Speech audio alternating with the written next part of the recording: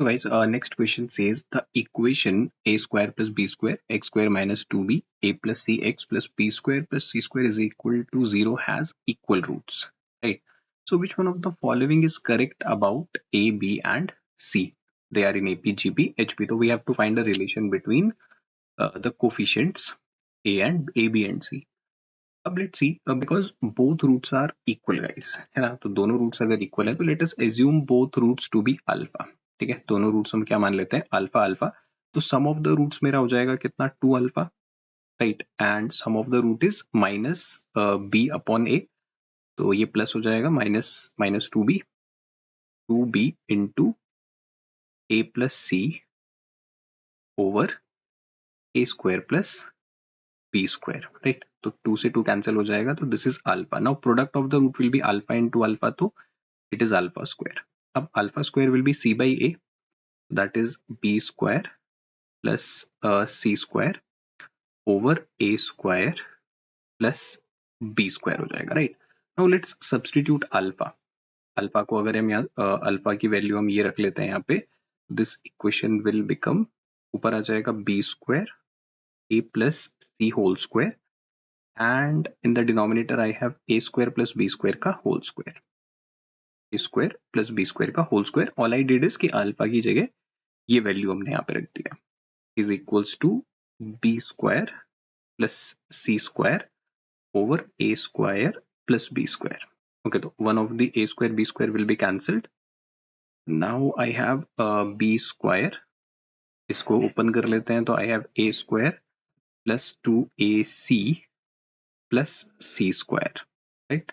And equal to, इस तरफ हो जाएगा a square plus b square multiplied by b square plus c square हो गया. Okay, let's open it. So it will be a square b square plus 2b square into a into c plus b square c square. इस side हो जाएगा a square b square plus a square c square plus b to the power 4 plus b square c square. तो now a square b square cancel हो जाएगा, b square c square will be cancel. Now इसको अगर हम right hand side लेके चलें तो we have b to the power 4 minus 2c b square into a into c plus b to the plus a square c square, or I can write it as ac whole square is equal to 0. इसको I can write as b square minus ac का whole square it is, है ना? a minus b का whole square, so b square minus ac का whole square is equals to 0. So therefore b square minus ac को I can say 0, तो अपना b square is equals to ac. तो अगर b square is equal to ac, तो that means कि they are in GP, right? तो b square is equal to ac means they are in GP. Like I can write it as b by c is equals to b by a over c by b, है ना? तो this is the, that means कि ABC they are in GP.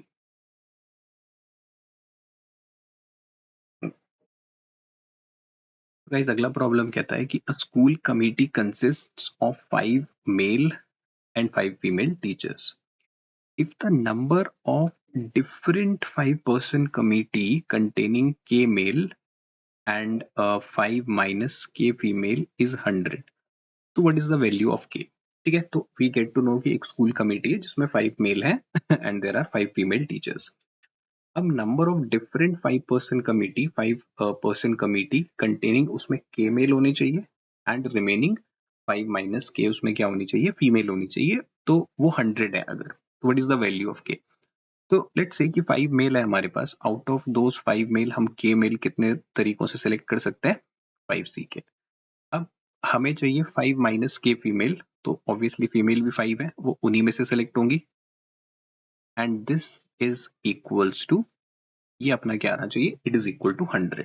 Okay, अब value के का, तो best way is to use options guys. Let's say if I use first option, तो 5c2, right? 5c2, तो ये हो जाएगा 5c3. अब 5c2 we know that it is 10 and 5c3 का वैल्यू भी कितना रहेगा, 10 रहेगा. तो ये तो 100 दे रहा है, तो राइट, तो मींस कि अगर हमने 2 मेल लिए तो I have to take 3 female. अब let's say but we have 3 also here, so let's check on 3.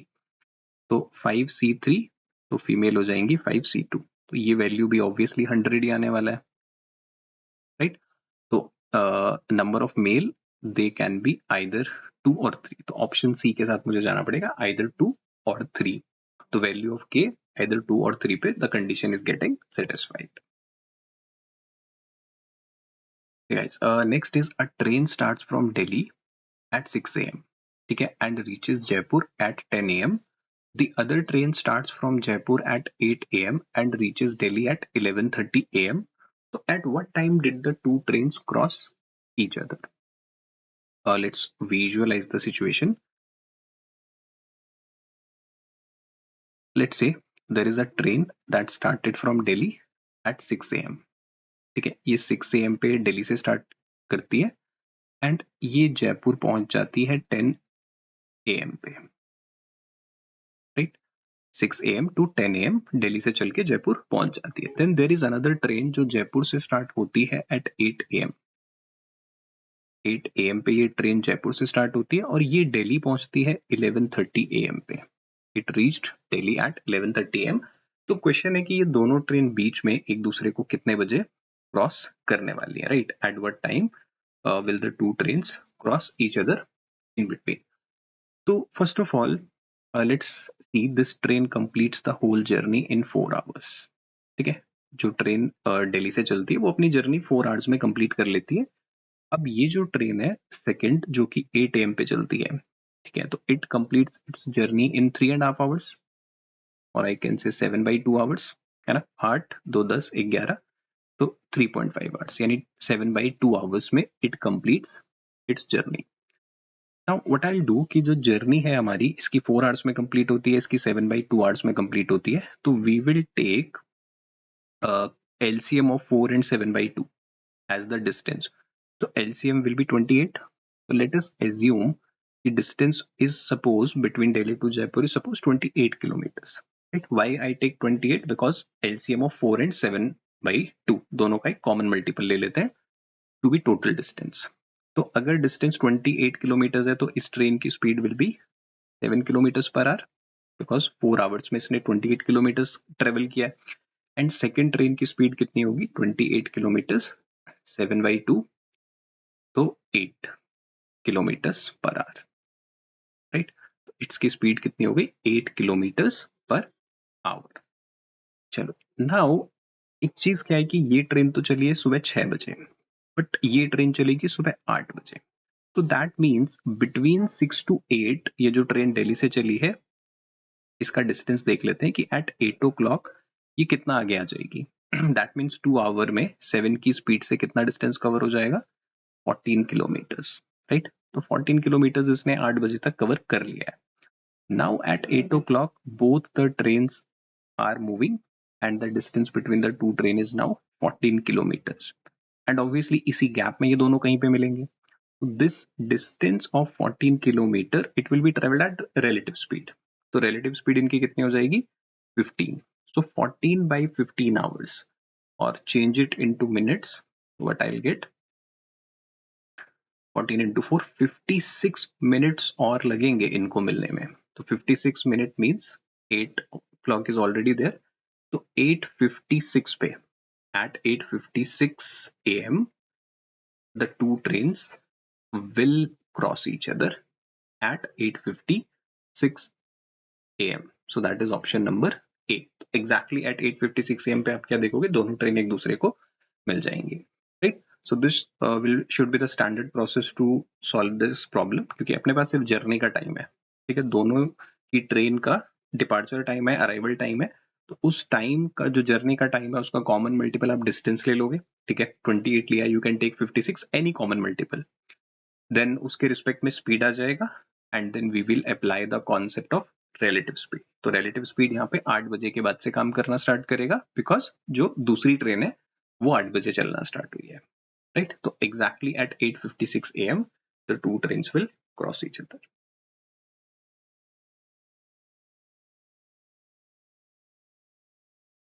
Now the question says in the regular hexagon, ठीक है, we have a regular hexagon.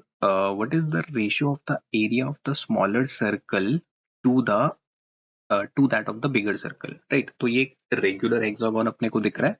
Regular means all sides are equal and there is a bigger circle and there is a smaller circle. So let's find out the ratio of the areas. So first of all, कि we have regular hexagon है तो we know this angle has to be 120 degrees, right? This angle has to be 120 degrees. ये मेरा 30 degrees हो गया, ठीक है, because two sides are equal. अगर हम इस triangle में देखें तो let us say कि जो side है hexagon की it is a units, right? So this is 120 degree, this is 30.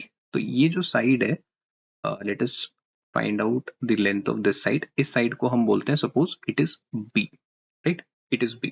तो अब b का लेंथ हम कैसे निकालें कि I can use the sine rule, ठीक है. तो according to sine rule I can using sine rule I can say b upon sine 120 degrees, ठीक है. b upon sine 120 degree is equals to a, कोई भी साइड क्योंकि दोनों के अपोजिट सेम एंगल है, a upon sine 30 degree, right? This is by using sine rule, right? Sine cosine rule में एक sine rule हम पढ़ते हैं in the geometry तो that I can apply. Now हम b को निकाल लेते हैं in terms of a, because इस वाले ट्राइंगल में भी आप देखोगे कि ये a का रोल रहने वाला है, तो we will find b in terms of a. Now sine 120 degree is equals to sine 90 plus 30 degree which is cos 30 degree. So it sine 120 को I can write as cos 30 a upon sine 30, right? तो b का value will be a into cos 30 which is root 3 by 2 and over sine 30 is 1 by 2. 2 से 2 cancel हो गया, तो we have the value of a as root 3 times a, ठीक है. तो अपने पास जो ये वाला ट्राइंगल है इसका साइड आ गया. नाउ ये साइड भी b होगा, right, and this side is also b. देखोगे तो ये साइड भी मेरा क्या होने वाला है, b ही रहेगा. So this is an equilateral triangle and equilateral triangle में this is my incircle. तो लेट अस से अगर मैं बड़े वाले सर्कल का रेडियस कैपिटल R मान लेता हूं, तो जो कैपिटल R होता है इक्विलेटरल ट्राइंगल में that is side over 2 root 3. Side over 2 root 3 हमारा क्या रहता है, इन रेडियस रहता है for an equilateral triangle, right. क्योंकि यहाँ पे भी a है तो b का लेंथ सेम आएगा, यहाँ पे भी b का लेंथ सेम आएगा, तो clearly it is an equilateral triangle. तो now let's find out the radius of the bigger circle. Side हमारा कितना है, root 3 a. Root 3 times a is the side over 2 root 3. तो रूट 3 से root 3 cancel, यानी जो बड़ा वाला सर्कल है उसका रेडियस आ जाएगा a by 2, ठीक है. That is the radius a by 2. Now let's come to the smaller triangle. अब इस जो स्मॉलर ट्राइंगल है इसका जो रेडियस है let's say it is small r, तो इसके लिए ये भी इन सर्कल ही है. तो इन सर्कल का जो हमारे पास फॉर्मूला होता है इन रेडियस का formula is area of the triangle over semi perimeter, ठीक है. This is the area, this is the formula for the in radius. तो इन रेडियस हम डायरेक्टली निकाल सकते हैं एरिया अपॉन सेमी पेरीमीटर. अब ये जो ट्राइंगल है इसका एरिया दिस इज 120 डिग्री, तो I can use area as half into product of adjacent side which is a square into sine 120 degree over semi perimeter. तो दो साइड तो हो गई a plus a that is 2a plus third side is b और b कितना है root 3 times a और half करना है पेरीमीटर का हाफ, तो 2. तो ये वाला 2 तो कैंसिल आउट हो जाएगा. साइन 120 का value we have already calculated कि cos 30 होगा विच इज रूट 3 by 2. तो ये हो जाएगा मेरा a स्क्वायर रूट 3 by 2, ठीक है. साइन 120 का value will be root 3 by 2 and in the denominator I can take a common, तो ये हो जाएगा मेरे पास 2 प्लस रूट 3. तो one of the a is cancelled, तो ये finally it is root 3a over 2 into 2 plus root 3, right. This is the value of the small r. तो छोटा वाला जो सर्कल है उसका इन रेडियस या रेडियस भी अपने को पता चल गया. नाउ उन एरिया का रेशियो, जो छोटा सर्कल है उसका area will be pi r square and जो बड़ा वाला है उसका area will be pi r square.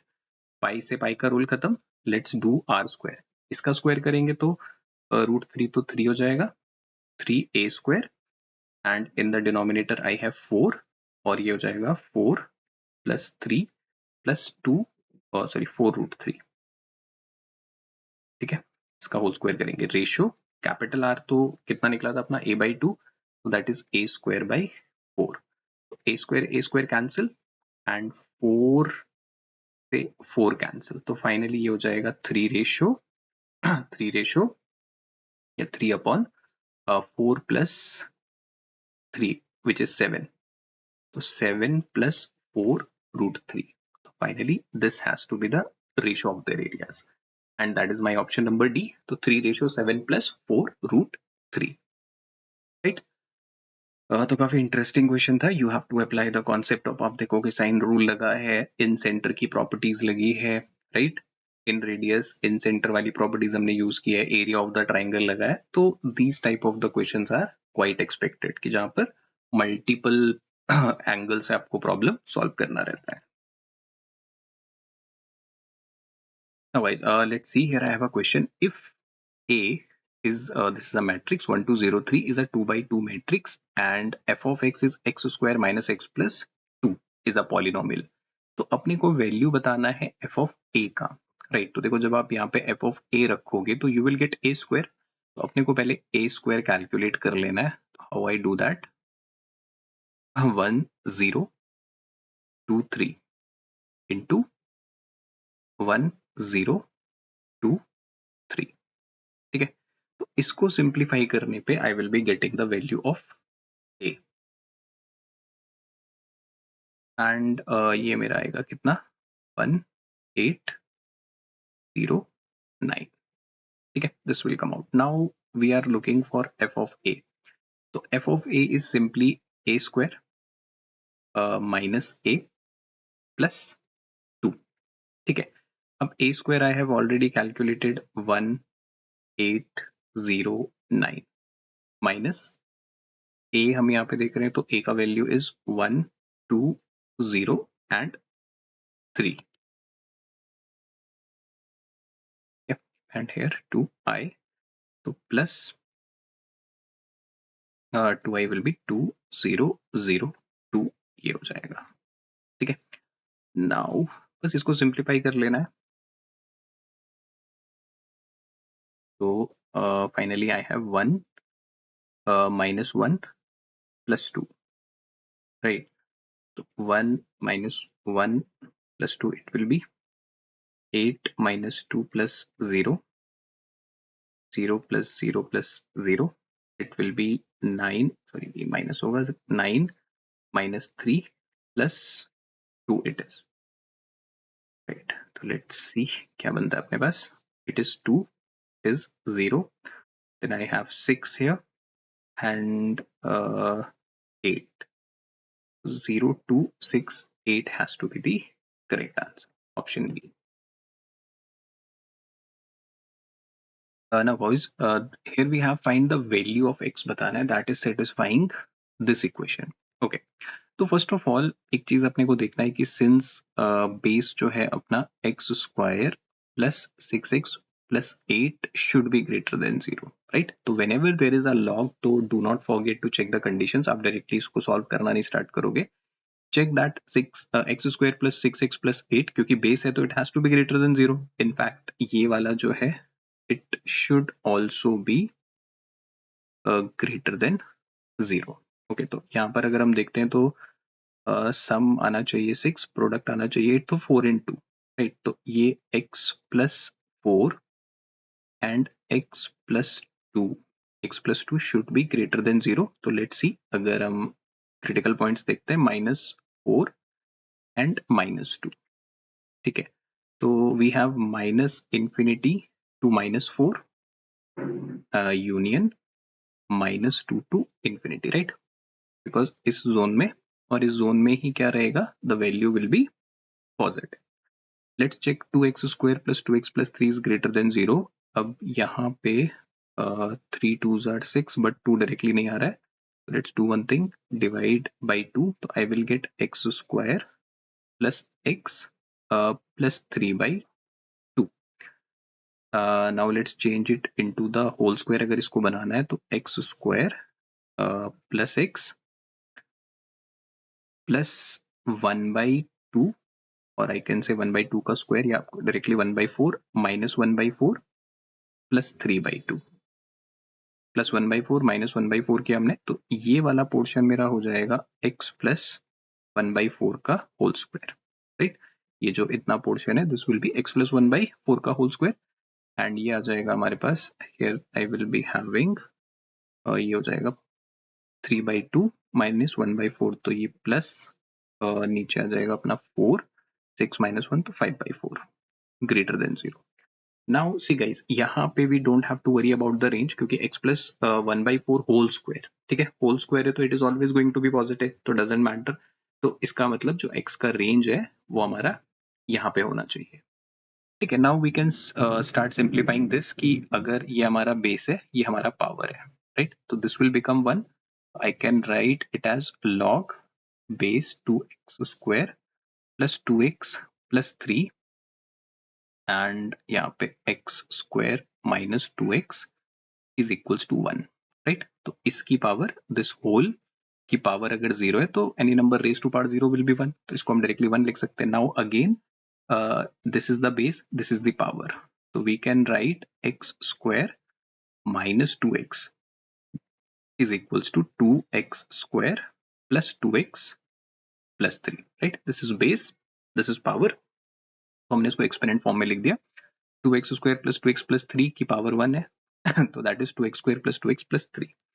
Let's see, x square को हम यहाँ भेजेंगे तो सब्ट्रैक्ट हो जाएगा, 2x square minus x square, ये हो जाएगा plus 4x and plus 3 is equals to 0. तो लेट्स सी, दो नंबर्स अगर हम लेते हैं यहाँ पे, तो एक हमारे पास आ जाएगा 3 and 1, x plus 3 and x plus 1 is equal to 0.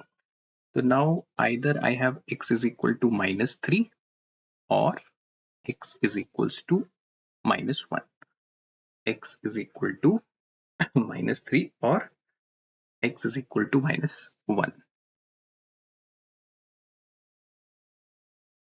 Right, अब यहाँ पे थोड़ा सा लेट्स पे अटेंशन कि हमें अपना रेंज का भी ध्यान रखना है. This is my range, right, तो दैट मीन्स ये जो है x is equal to minus 3 पे तो नॉट डिफाइन हो जाएगा, because it does not lie in our range. हमारा बेस जो है वो पॉजिटिव होना चाहिए, तो दैट मीन्स ये वाला जो वैल्यू है it is in my range. Right, -2 -1 ये सब तो आएगा, तो there is only one value.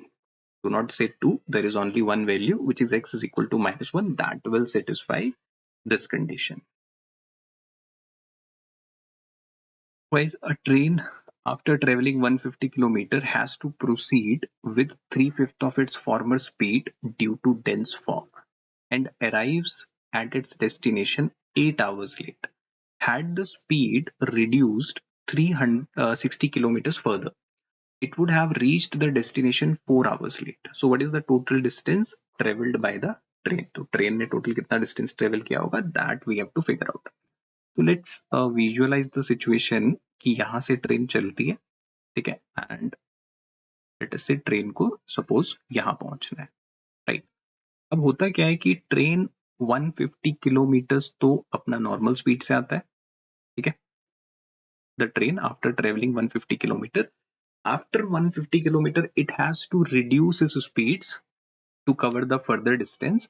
तो जो स्पीड है, लेट्स सी स्पीड जो है कितना हो गया 3/5, दैट मीन्स जो स्पीड का रेशियो है वो 3:5 हो गया.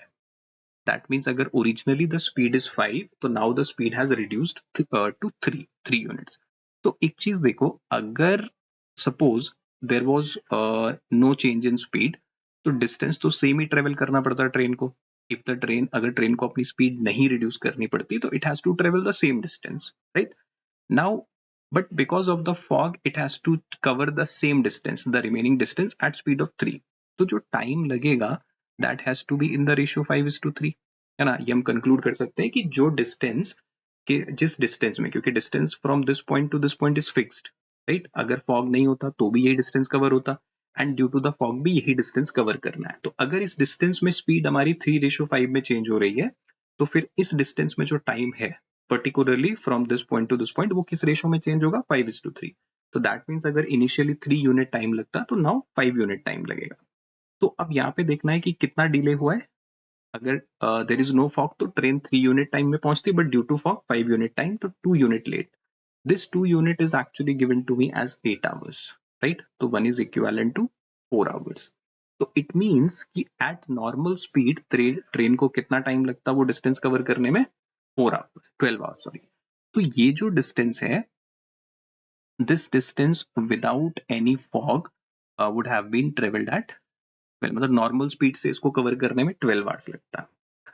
बट द क्वेश्चन सेज कि had the speed reduced 360 kilometre further, मतलब कि अगर ट्रेन ने अपनी स्पीड यहाँ पे ना रिड्यूस करके यहाँ से 360 किलोमीटर आगे रिड्यूस की होती, राइट? इस पॉइंट पे अपनी स्पीड को रिड्यूस ना करके यहाँ से 360 किलोमीटर आगे रिड्यूस किया होता, तो यानी जो सिचुएशन यहाँ पे होती वो इस पॉइंट पे जाके होती। तो दैट मीन्स कि जो फर्दर जर्नी है उसमें स्पीड वही 3:5 में चेंज होगा, तो जो टाइम है जर्नी का वो 5:3 में चेंज हो जाएगा, राइट? तो that means without any fog ये जो डिस्टेंस है it would have been traveled in 3 unit time, but because of reduction in speed 5 unit time लग रहा है, तो how much late? 2 unit. But इस बार ये 2 यूनिट कितना है? 4 आवर्स है। यहां से जो डिस्टेंस है वो स्पीड कम हुई, तो because of that 4 hours extra लगे। तो 1 इज इक्विवेलेंट टू 2 आवर्स। तो ये जो 3 है this is 6 hours. It means कि ये वाला जो डिस्टेंस है ये नॉर्मल स्पीड से 6 आवर्स में कवर हो जाता है, राइट? तो अब लेट्स सी, वी नो कि फ्रॉम दिस पॉइंट जो टाइम लगता वो 12 आवर्स का होता, and from this point the time would have been 6 hours. तो फिर आई कैन कंक्लूड कि ये जो जर्नी है, यानी ये जर्नी 6 आवर्स में कंप्लीट होगी, right? Because total time 12 hours है और यहाँ से 6 आवर्स है, तो ऑब्वियसली ये 360 किलोमीटर नॉर्मल स्पीड से 6 आवर्स में कवर होता। तो 360 by 6, तो normal speed of the train would have been 60 kilometres per hour. तो अगर हमसे स्पीड पूछता तो I would have marked 60 kilometres per hour, right? But we have to find out total distance. तो टोटल डिस्टेंस 150 ये हो गया, 360 ये हो गया, 150 प्लस 360 प्लस ये डिस्टेंस भी 6 आवर्स में ही कंप्लीट हुआ है, तो ये डिस्टेंस भी 360 किलोमीटर ही होना चाहिए, राइट? बिकॉज स्पीड तो 60 है, या 60 इंटू 6 कर लो, या सिंपल सा अगर 360 किलोमीटर 6 आवर्स में हुआ है तो इस 6 आवर में भी 360 किलोमीटर होगा। तो लेट्स ऐड दैट 360। तो 12 प्लस 5 17 870, तो 870 kilometre would have been the distance between the two stations. या टोटल डिस्टेंस जो ट्रेन को ट्रेवल करना होता that would have been 870 kilometre. अगर यूजुअल स्पीड पूछेगा तो 60, और जो न्यू स्पीड आई है वो 60 का 3/5 है, राइट? तो 5 12 36 kilometer per hour is the new speed, the speed after the reduction.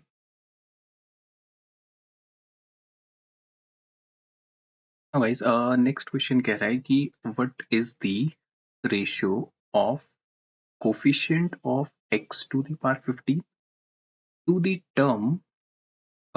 term independent of x in x square plus 2 by x to the power 15, right? So we have x square plus 2 by x to the power 15, right?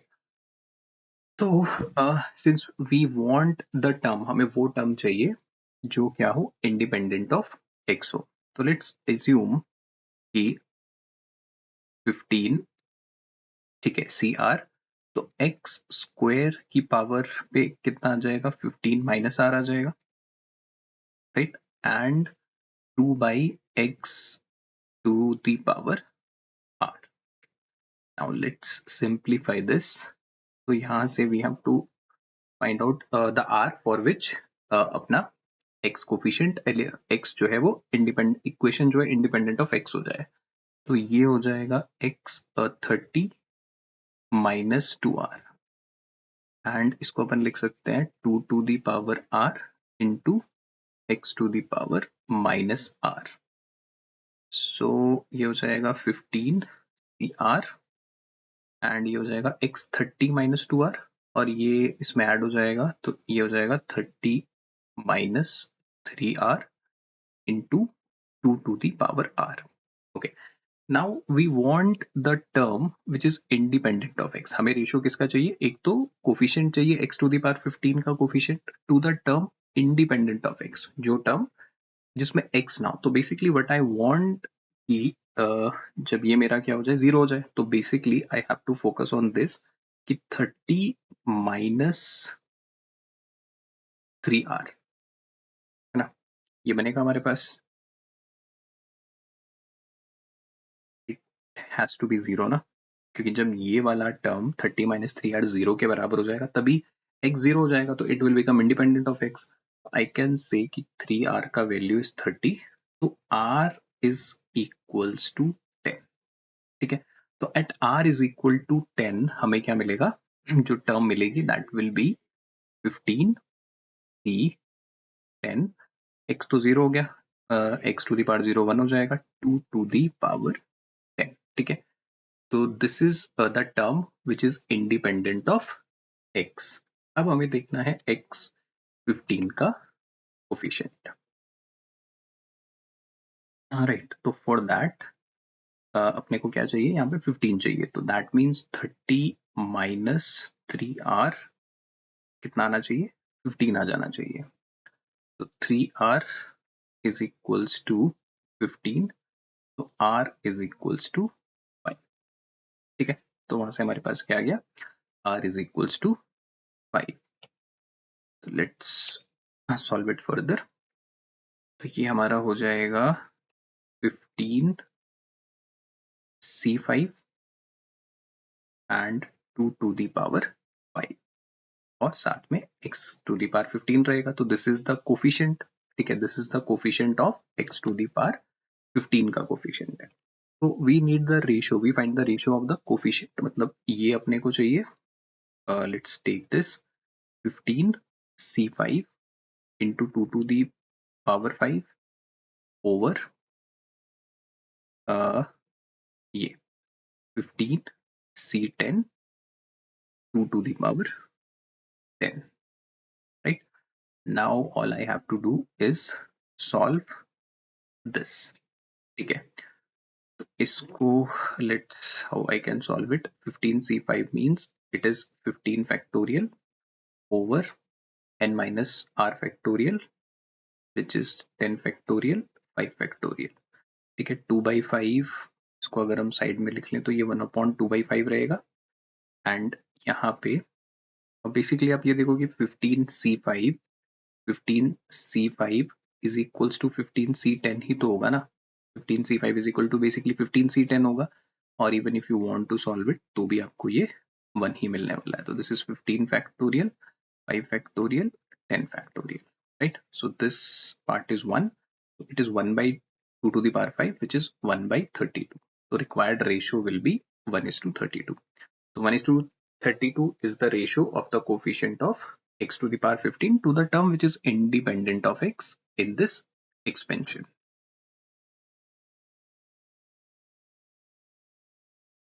Now guys, तो ये problem कह रहा है कि 3 circles of unit radii touch each other as shown in the figure. If a rubber band is to be attached around the 3 circles as shown in the figure, then find the minimum length of the band required. Okay, we have to find the minimum length of the band. Now unit radii means that the radii of the 3 circles is 1 unit. Right? So radii of the 3 circles is 1 unit. So if I join these the centers of the 3 circles,